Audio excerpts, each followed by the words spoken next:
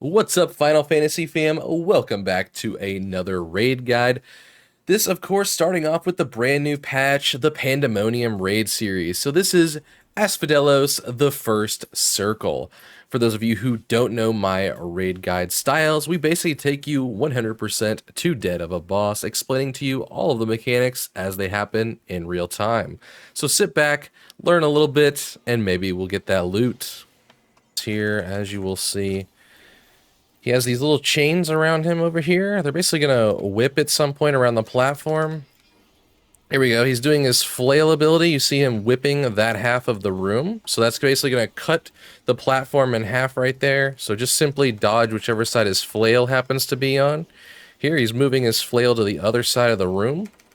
Just going to go ahead and dodge that half as well. Nothing overly crazy happening right now.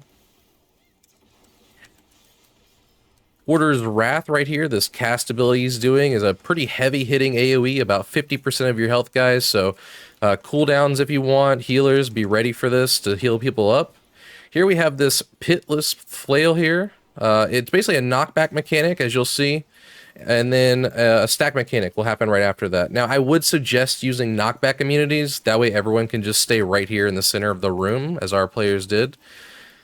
Here you see another flail forming once again. Boss has been turned slightly, so that will affect kind of how that half of the room gets cut. So just pay attention to stuff like that, tanks. Try to keep them straight up and down if you can. Make it really easy. Heavy Hand here is a solo tank buster. It doesn't really do anything. It's a single target. You could probably stand next to your tank. It does not cleave. It doesn't look like...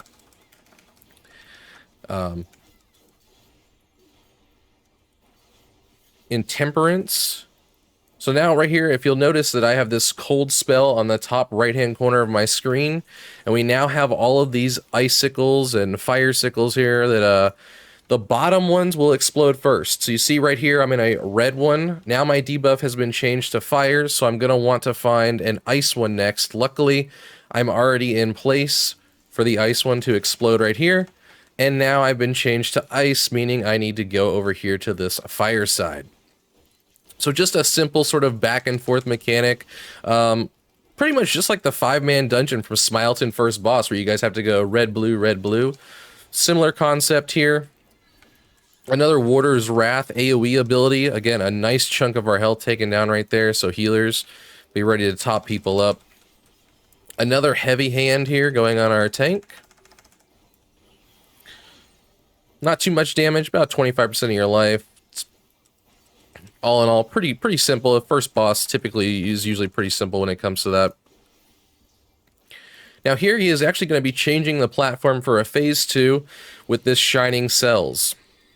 Now you're going to see these red and green sort of pizza slices here, and you really want to pay attention to what the boss has. So these fire orbs, you want to go to opposite colors. So because he had fire orbs, that means the fire will explode. So we stayed on the green ones here.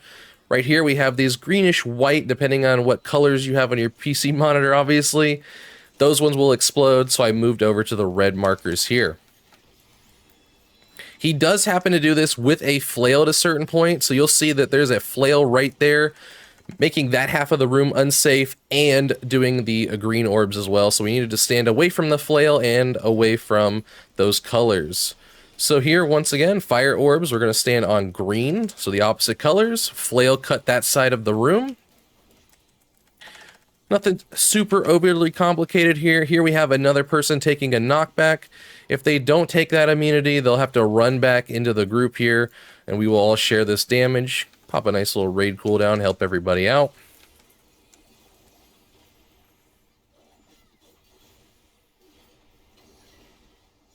This fight pretty much can be solo tanked. There's nothing really super crazy going on in this fight. Obviously, I don't even have my enmity on, as you can see.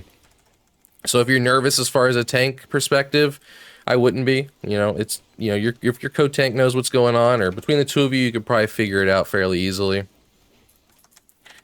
He's now casting an ability here called Slam Shut. This is essentially going to end that phase transition and bring us back to a new platform here.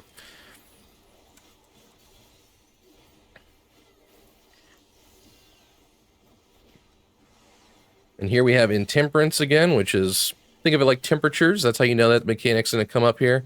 I have fire, so I need to find me a nice little ice cube here. Get that ice cube. Now I'm changed over to cold, so now I need to find me a little fire spell,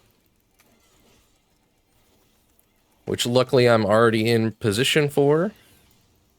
And now that I have fire, I need to go find me these icicle over here. Watch out for that flail also happening at the same time here. Just be careful. It does have a delay, so you guys don't really have to panic if you see the flail going right there immediately. You can switch your circles, get safe. No big deal. Another Warder's Wrath. That's that 50% smash hit right there for healers to pay attention to. He's doing a second one in a row right here. So definitely raid cooldowns, heals, lots of heals. Heavy Hand Tank Buster.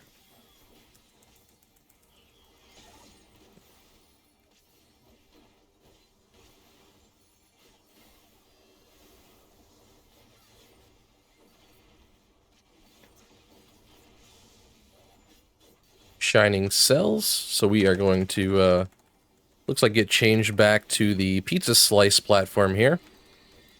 So we are going to pay attention to where his flail is and his colored orbs around him. So it looks like he's got a flail swinging over there and some green orbs. So we're going to stand away from that flail and on red. There we go.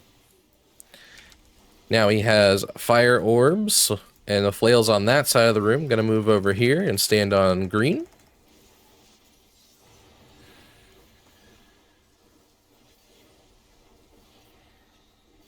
Here we have our Pitless Flail, so he's doing that knockback on that player. That player will then run into the group. And we're able just to stack for this, eat up that damage.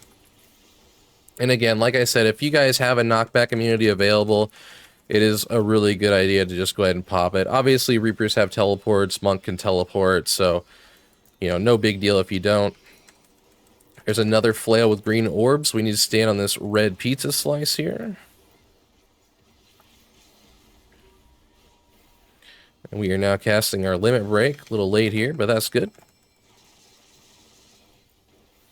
And he's slamming shut, which would have been a phase change, but that's first boss, guys. Pretty simple, honestly, not too overly complicated.